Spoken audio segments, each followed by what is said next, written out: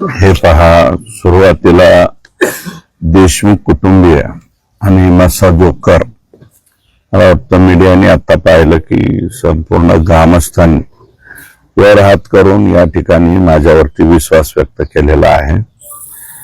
आणि याच्यामध्ये आता प्रमुख मागण्या ज्या आहेत त्याच्यामधली PI महाजन, PSI राजेश पाटील यांना बडतर्फ करून आरोपी करणं ही एक पहिली मागणी आहे। त्याच्यानंतर आता आम्ही 4 दिवसापूर्वी मला वाटतं धनंजय आम्ही बसलो होतो आणि त्याच्यामध्ये सायबर सेलचे 2 तज्ञ ज्यांची आवश्यकता आहे या सगळ्या बाबीसाठी हे 2 तज्ञ लोकांची SIT मध्ये नियुक्ती व्हावी आणि ती बाब ज्या ठिकाणी मी कानावर घालायची ते घातली, त्यांनी ते ऍक्सेप्ट केलेली। बहुतेक सोमवारपर्यंत ती ऑर्डर सुद्धा त्या ठिकाणी येईल, कारण याच्यात कोणाचे फोन कोणाला झालेले अगोदरचे सुद्धा। माझं म्हणणं आहे की 6 तारखेची घटना, 9 तारखेची घटना एवढ्या पुरते मर्यादित न ठेवता मागील 2 महिन्यापासून पहिली जी केस झालेली आहे, एक शिंदे नावाचे अधिकारी उचलून नेले होते ना, त्यांनी पण फिर्याद दिली होती, पाथर्डीपाशी पकडलेले होते त्यावेळेस पासूनचे CDR तपासले पाहिजे। त्यासाठी सायबर सेलचे जे 2 अधिकारी आम्ही त्या ठिकाणी विनंती केलेली शासनाला ते झाले पाहिजेत। आणि सर्वात गंभीर घटना इथं मस्साजोगला आल्याच्या नंतर या ठिकाणी ही पुढे येते की महाजन हे बीडला आहे अटॅच केलेला, तो तिथून येऊन केज पोलीस स्टेशनच्या लॅपटॉप वरती बसतो। कसं काय बसतो, काय समज? आरोपी म्हणून महाजन आणि पाटील, राजेश पाटील या दोघांची या ठिकाणी तात्काळ कारवाई व्हावी। फरार आरोपी कृष्णा आंधळे हा तात्काळ अटक होणं गरजेचं आहे, कारण हा आंधळे हा फार शातीर आहे आणि आंधळेचे बगल बच्चे जर एका मोहितेच्या तिथं 307 करू शकतात तर उद्याच्याला हे आणि हे आरोपी ज्यावेळेस तारखेला येत आहेत, वाल्मिक कराडसह बाकीचे सगळे सुदर्शन घुले, चाटे हे आरोपी आल्याच्या नंतर एकदम मानेच्या खाली केसापर्यंतचे मोठमोठाले बूट घातलेले अत्यंत चित्रविचित्र दिसणारे लोक इथं कस काय येतात, यांचं मनोबल वाढवण्यासाठी येत आहेत। म्हणून इथं जे आहे हे कृष्णा आंधळे अटक होणं गरजेचं आहे। वाशी पोलीस स्टेशनचे रमेश घुले, मला वाटतं रमेश घुले, पोलीस कॉन्स्टेबल दिलीप गित्ते, गोरख फड, दत्ता बिक्कड हेड कॉन्स्टेबल यांचे CDR तपास करून यांना सुद्धा आरोपी करावा अशी मसाजोगकरांची या ठिकाणी मागणी आहे। त्याच्यानंतर आरोपींना फरार होण्यास मदत करणे, डॉक्टर संभाजी वाळबासे दाम्पत्य, पती आणि पत्नी हे दोघेही मला वाटतं त्यांच्या मिसेसनी मला वाटतं ऑन रेकॉर्ड पैसे पाठवले आणि ह्या सरकारी वकील होत्या।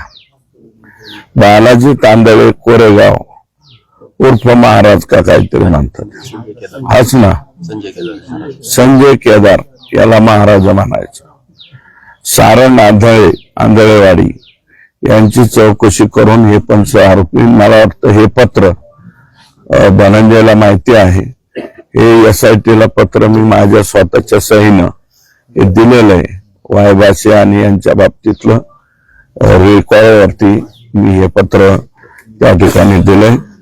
शासकीय वकील म्हणून उज्ज्वल निकम यांची नियुक्ती करावी ही मागणी पण रास्त आहे। त्याची नियुक्ती अंतिम टप्प्यामध्ये आहे।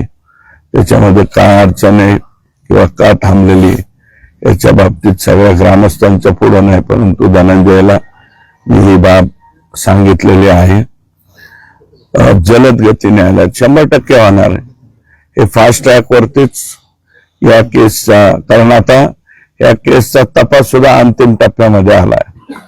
चार्जशीट दाखल, फक्त आता चार्जशीट दाखल करण्यापूर्वी सहयोगकरांनी ह्या ज्या 8 मागण्या मांडलेल्या आहेत त्याच्यामध्ये 7वी, सदरील घटना घडल्यानंतर संतोष देशमुख यांचे पार्थिव शिवारावरून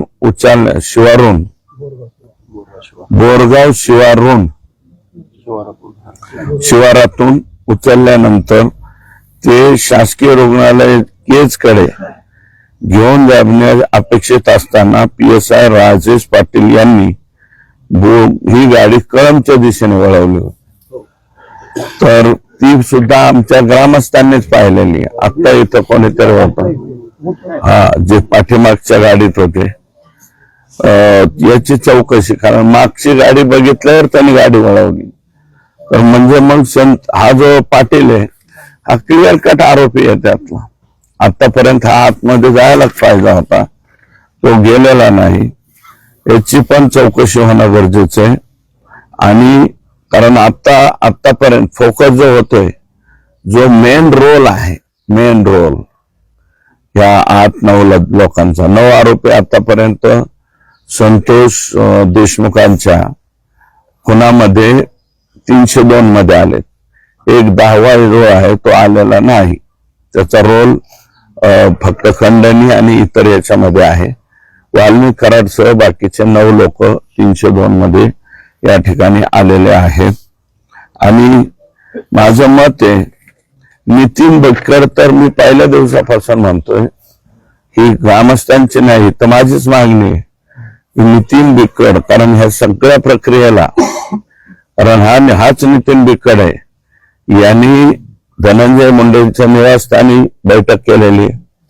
याच नितीन बिकडनी तांबोळी आणि शुक्ला यांना घेऊन जाऊन निवासस्थानी सुद्धा बैठक केलेली, शासकीय निवासस्थानी.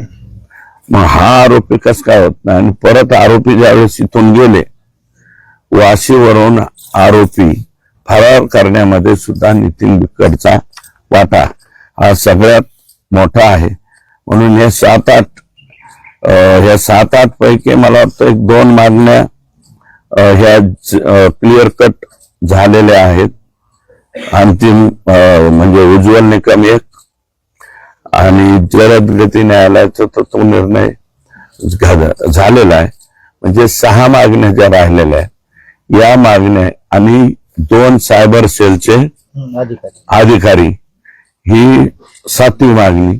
या 7व्या मागणीमध्ये लवकरात लवकर, कारण आता 25 तारीख जवळ आलेली, सोमवारी जर त्यांची ऑर्डर आली तर मत्स्योद्योगकरांचा याच्यावरती विश्वास अधिक दृढ होईल.